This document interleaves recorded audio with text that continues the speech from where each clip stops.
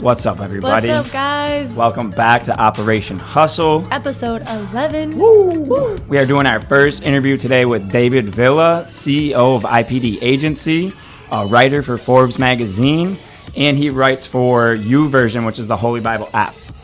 And this man is a baller in the gym because I train him.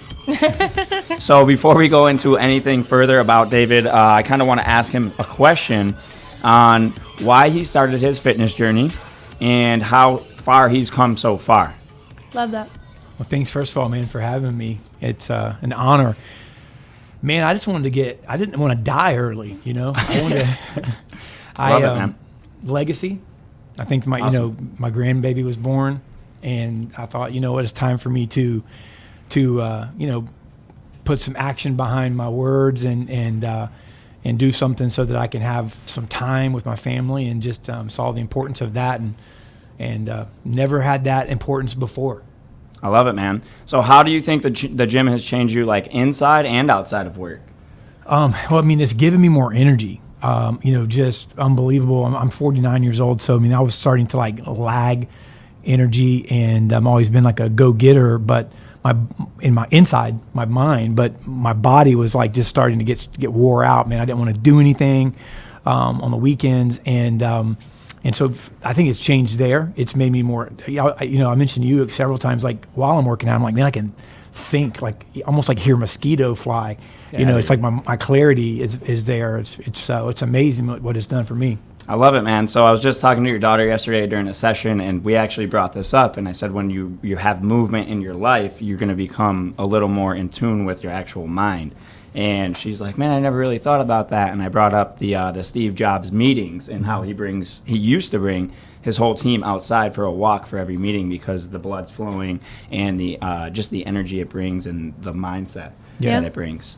So basically what I want to know is, what do you feel about the energy in our gym and how we have helped you build yourself up to be a better human, I would say? Yeah, well, I mean, the energy, first of all, the energy is off. I don't know if this is still a popular statement, but my daughter's probably going to laugh at me, but off the chain. I don't know. It's just. I think it's lit now. Is it lit now? Okay. Yeah, it's lit. Okay. It's lit. Off the chain. I don't know. It's like, so the energy is incredible. And you could feel that from the second I walked in. And now you guys, since I've been there, you've like exploded. Yeah, dude. So I was telling you the other day, like all the trainers were there, and it was just like, it was like being it was unbelievable. It was like you walked in and felt, like 3 levels of, from the outside to the inside, just went up like 3 levels. And it's huge. It just makes you want to, makes you even want to work out your legs.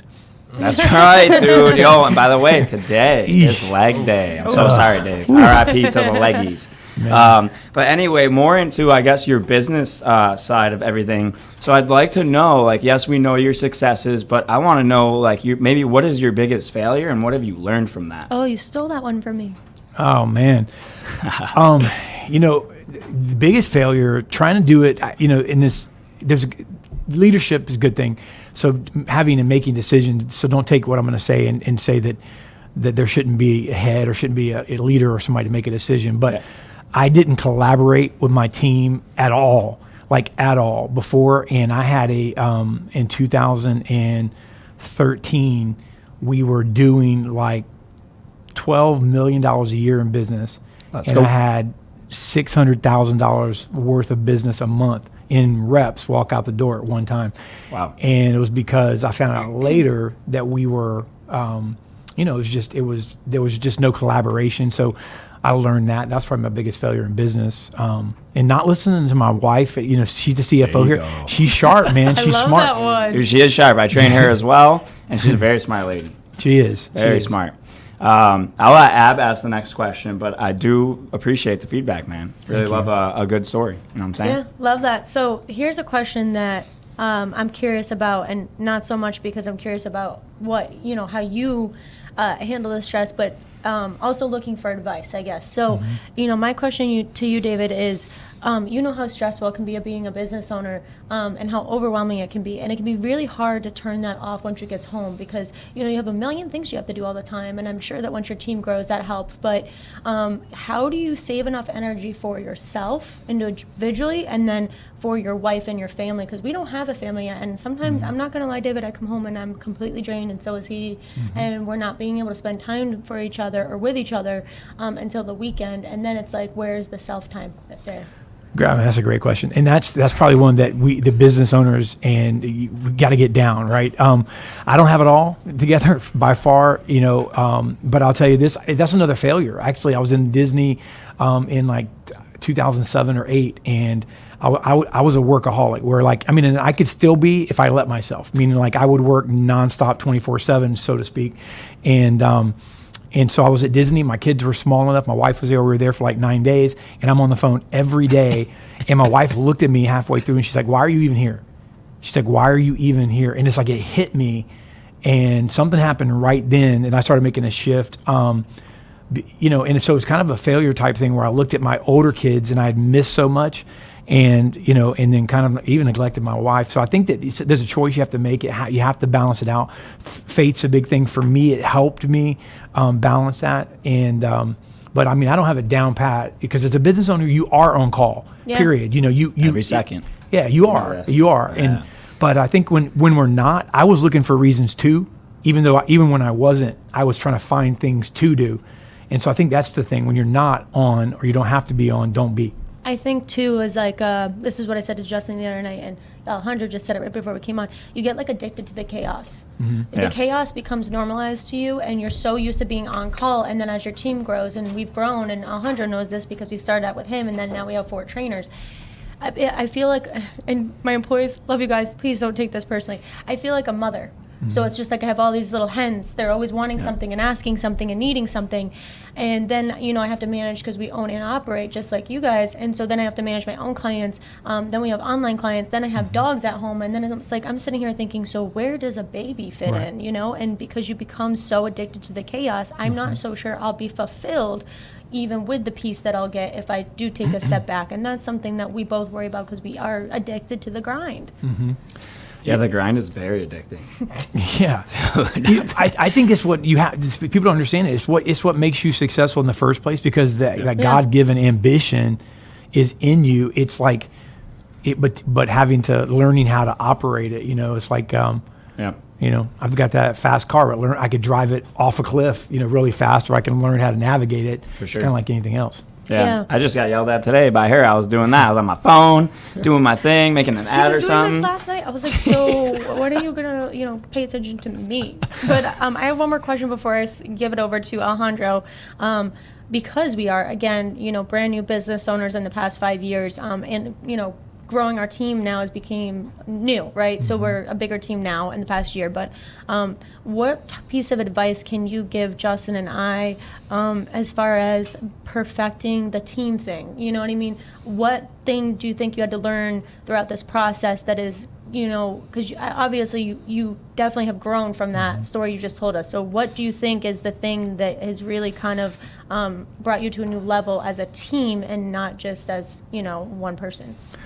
Yeah, great question. You guys are doing it. First of all, you guys are doing a great job. I think you know that, but you really are. You've got some. I'm watching it in front of me unfold. But one of the things I'd say I didn't do it first because having balance of a team, like I would hire people like me, you know, personality wise a lot because I felt like, you know, more people like me, and you need a couple of those, but then you also need people where in areas maybe where you're weak that kind of pick up those types of slacks to kind of be more well-rounded. It's almost like I was like tilted, and there were certain things that weren't getting done because none of us liked that.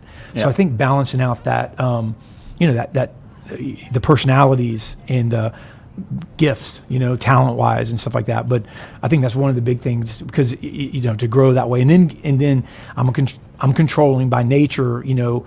I think most of us type A. And I had to release a little bit of that. And now my team will tell you, like, there's meetings I don't even go into. Like, don't even go into the meetings, and they're happy. I don't, but but I'm happy I don't either. Yeah. Yeah, and I think that's a great piece of advice, because one thing I was saying to him, Justin, this week or last week, is that we have one of the things that makes it so overwhelming is that, I love it, don't get me wrong, that we do have a team that is so diversified in their personalities, in their beliefs, and, just how they operate. And so I might have an employee where, I'm going to give a perfect example, Alejandro, he deals well with, Sergeant Abby. But then some of my other employees don't like that. They don't want to be managed that way. But that works for him. Tell him snap 2. He's like, all right, go. That's a click for, all right, I got to shape up. But So you some need of to them meet don't. a strong woman to come in your life. Yeah, That's right. That's what she's exactly. saying. You're going to church, bro. You might find her. Yeah, that's right. His boo is waiting there. But yeah, definitely the diversified personalities. It can be definitely stressful, just because you want things done a certain way yourself. As I am controlling a little bit, and type A personality, and so you want things done your way. But also, I do appreciate the diversity and the different personalities that we have brought into our team, because it is, I think, the whole reason we were able to bring it to, like you said, you walk in from level 1 to 3 levels high, is because the energy is different and the personalities are different. They all bring something different to the table. Yeah. For sure.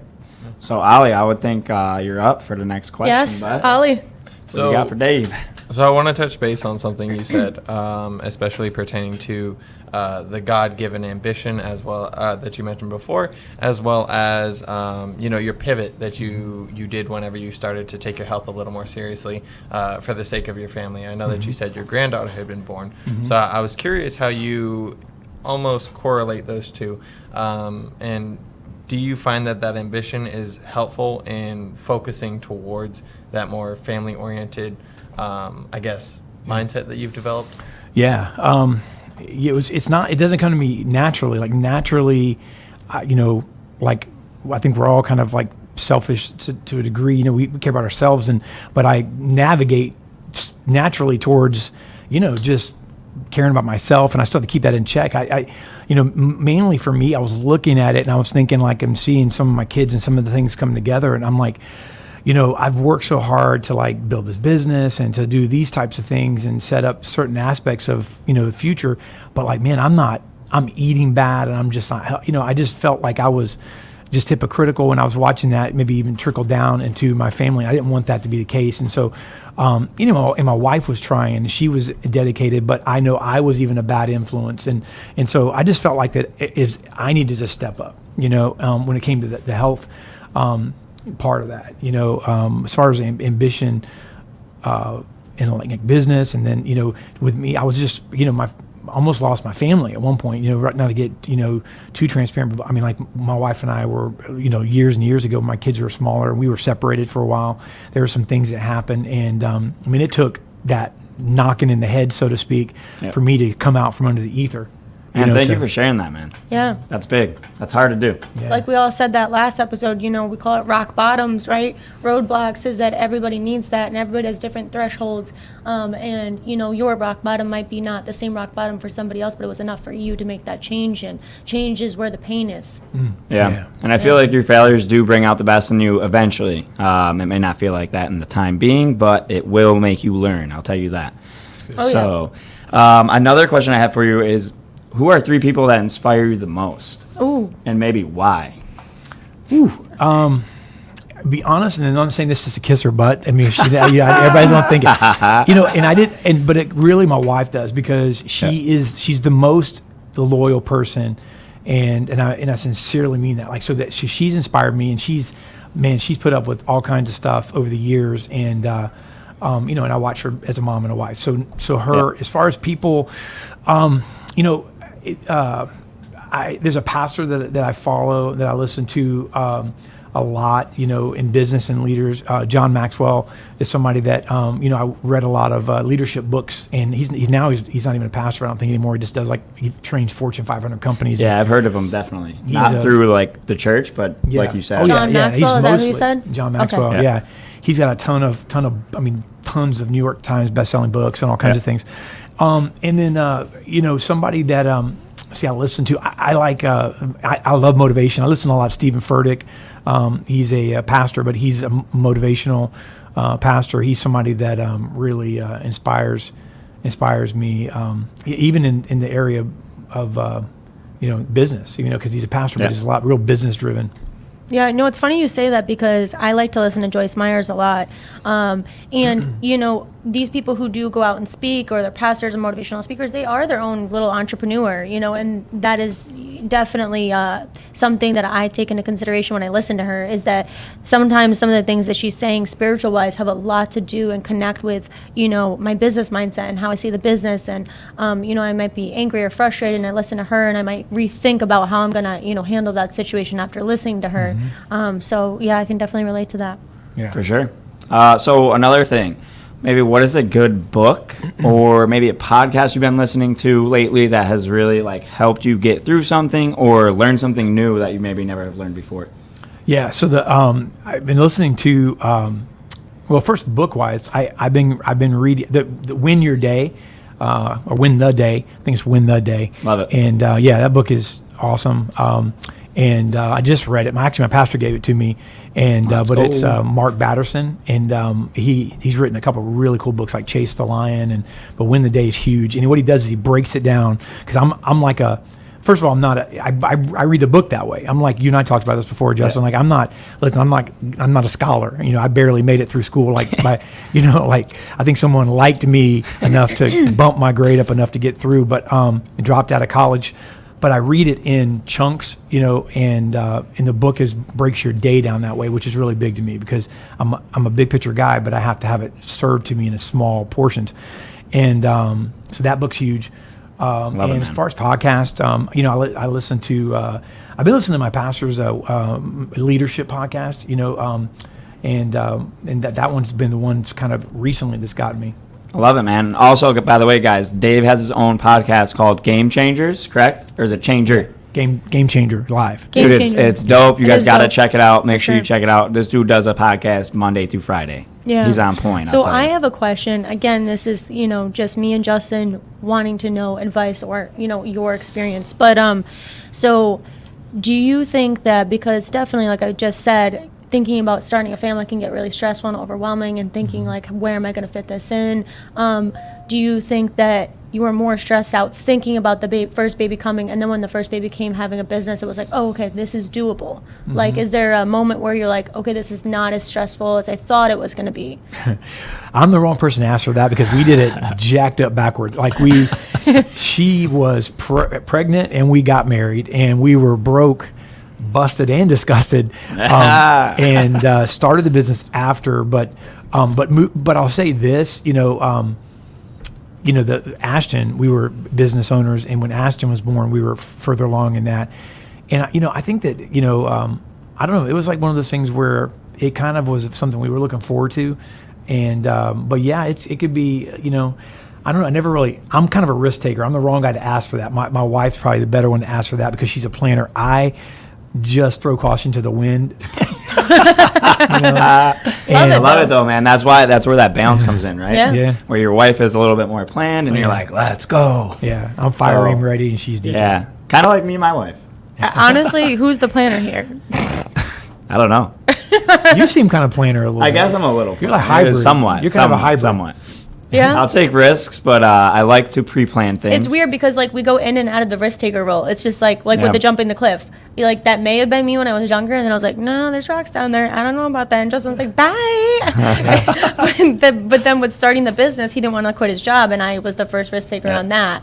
And then, I was like, come on, we can do this. And then we did. But then when he wanted to open the second, gym and she didn't wanna expand, move. I was really nervous. I was like, are you sure? I don't know about this. And something in my stomach just told me to trust him, and that, okay, you took the first step and everything will, be okay. And it was funny because I trained the the owner of the tattoo shop next to us, Angry Elephant, and her husband was like telling us, like, listen, just do the math and figure out how many hours you need the trainer you have now to be okay.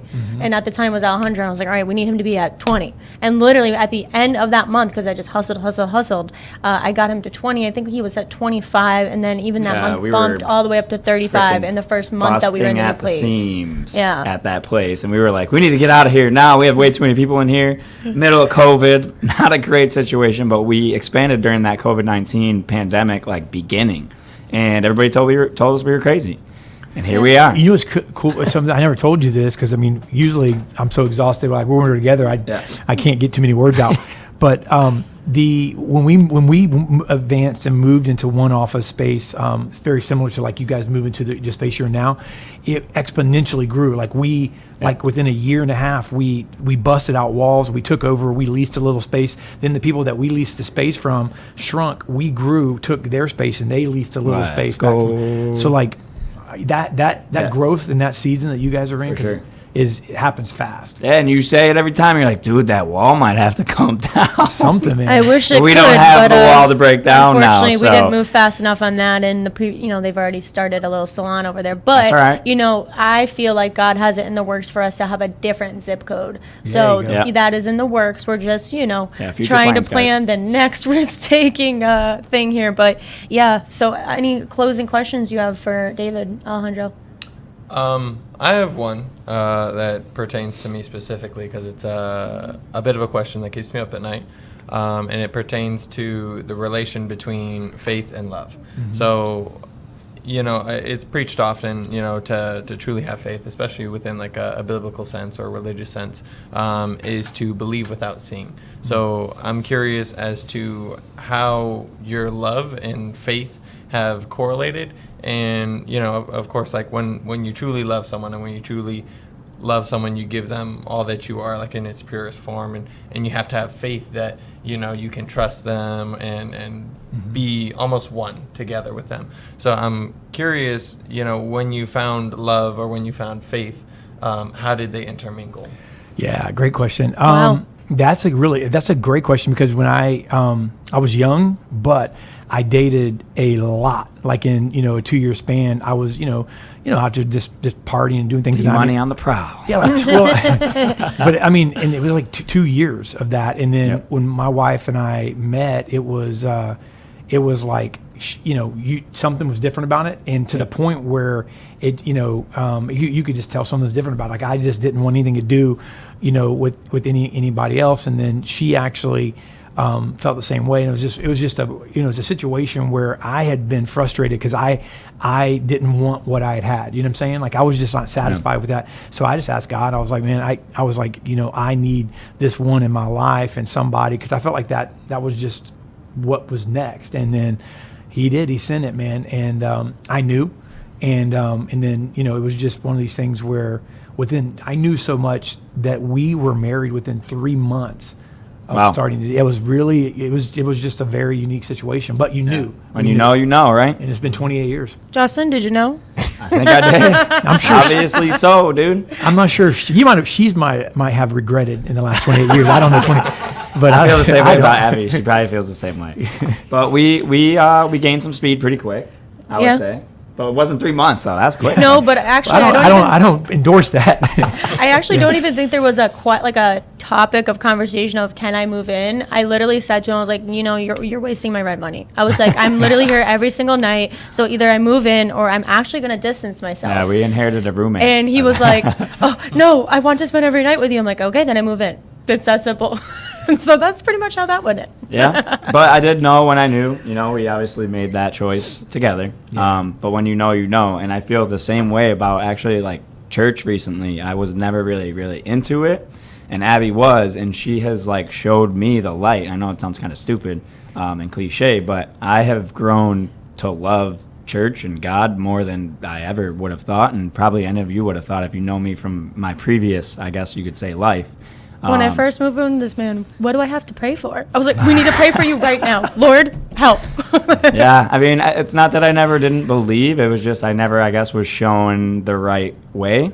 Not that there is a right way, but it really opened up my mind to different things. And man, since I've been believing and going to church, a lot of things have happened to me and Blessed. for me Yeah. just from literally giving to other people and just trusting in God. You know, the crazy thing was, we were talking about this the other day, is like, I truly believe that God led me to bring him to God, because he didn't even know what praying was. And, you know, when we were first kind of like talking, I was going to a different church, and I was at this like worship night, and it was like in a separate hall, and it was like playing like reggae like music, but worship music. And I remember him texting me going, "What are you doing?" And I'm like, "I'm at this youth worship night. It's awesome. It's young adults all the way up until 30s, and everybody's having a great time." He's like, "What are you, a Jesus freak?"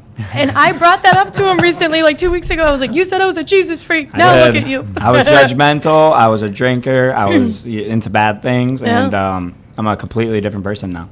Absolutely. And I mean, I believe it is due to that, to God and the process, and just believing in something of a higher power. No, you guys inspire the heck out of me, man, and our crew. We talk about it all the time.